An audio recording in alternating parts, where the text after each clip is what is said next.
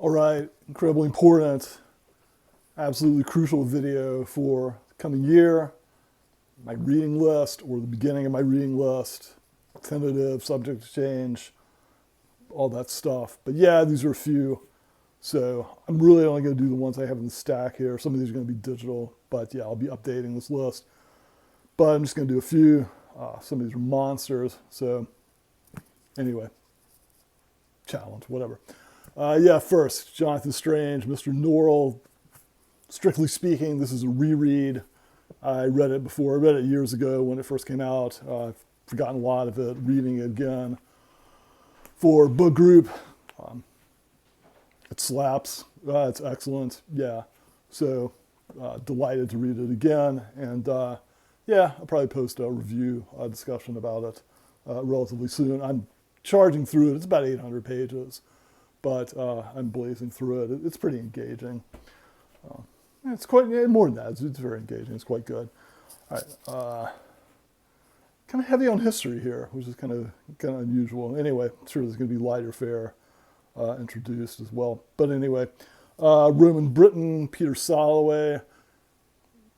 I think I read part of this years ago. I'm not sure. Anyway, it's a pretty history of Roman Britain, historical account of Roman Britain. It looks to be quite dense, and this is going to clock in. It looks like about 800 pages as well. So, let me say, yeah, let's say 750, 740, something around that area, something in that neighborhood. So, Roman Britain, Peter Soloway, very much looking forward to getting into this. So, continuing with the history, Citizens, Chronicle of the French Revolution, Simon Schama. We're going to pretend I pronounce his name correctly. I think that's how it's pronounced, Simon Schama. Anyway, monstrous volume on the French Revolution. Very much looking forward to it. 860, yeah, so we're in 869, 870 pages-ish. Shema writes very well. It's really a pleasure to read. So, yeah, I think it's going to be a pretty awesome history to get into. Yeah, pictures, so it's not really that much of a monster. This, on the other hand, yeah, this is a monster. I have lost. I can't find the stupid book cover that I had for this. And yeah, you're not going to be able to read that. This is Wallenstein, his life narrated by Goloman. Goloman, rather famous, I think rather famous, pretty well known German historian.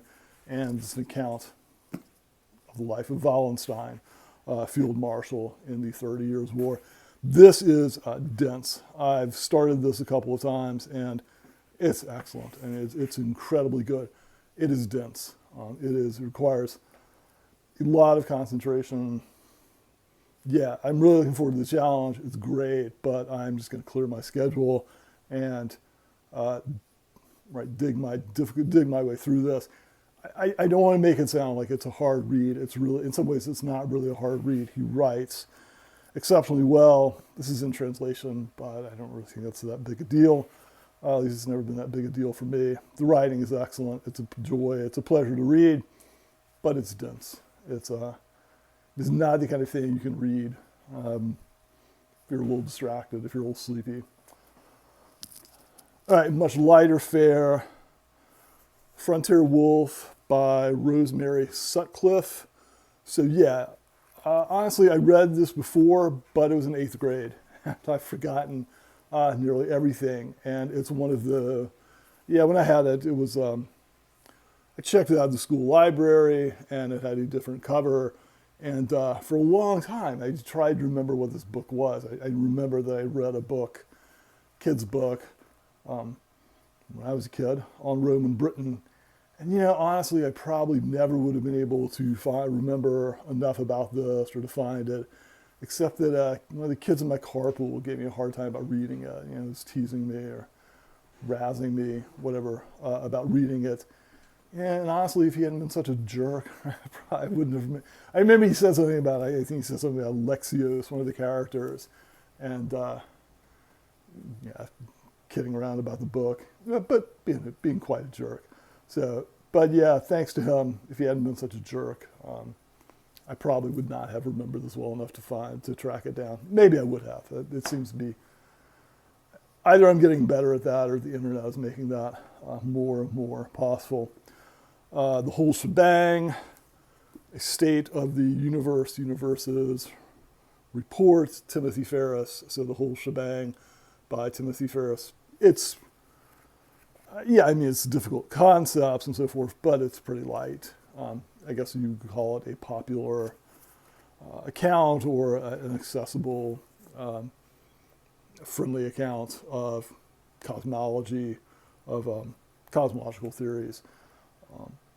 But yeah, I'm looking forward to getting into it.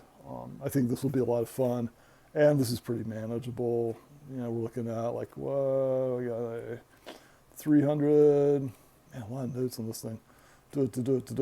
Yeah, like we're talking like 320, yeah, pages.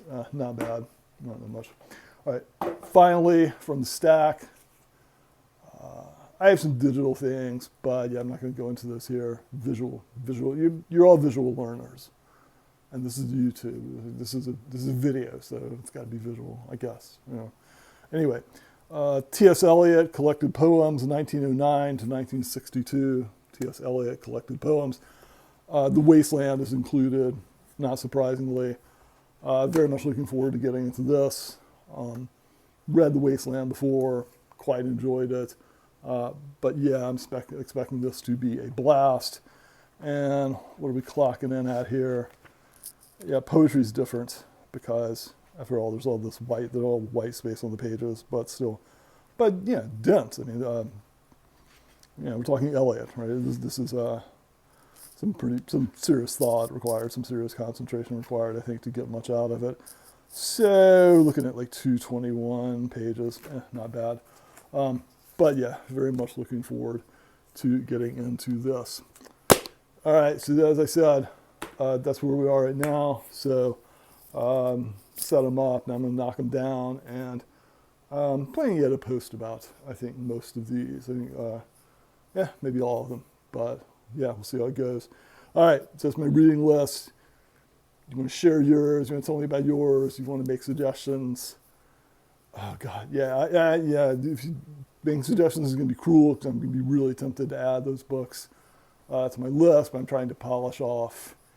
I don't know if I'm actually doing that read 100 books that you own thing or whatever, but I'm looking at trying to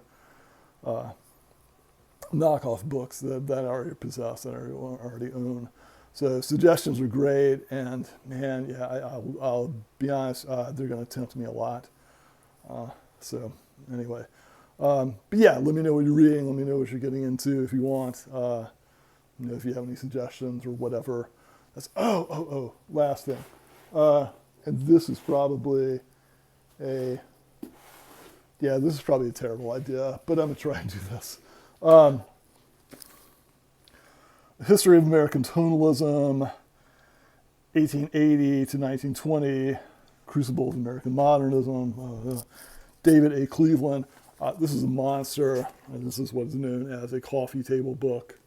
So, but it's a book on American tonalism, right? Obviously, the painting, that kind of painting, that school, whatever you want to say. So, an immense coffee table book, as I said. I don't even know how many pages. I had a library copy. I got this as a gift. I haven't taken it out of the plastic yet, but I will. I'm planning to.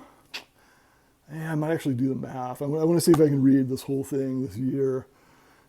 Unless I get into it, and the prose is just unbearable. If it's a lot of art books, the prose predictably isn't so great. I mean, you're getting into it. You're checking it out mainly for the images, and this does have spectacular reproductions. Really, visually, it's awesome. Visually, it's great.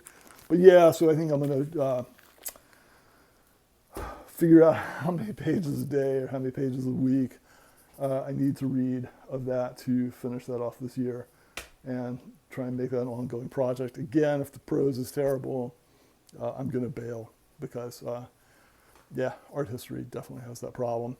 All right, so that's just a sliver, but yeah, I want to go ahead and knock that out. And so, all right, I'll report on progress and I'll get in some reviews and all that jazz, all that stuff.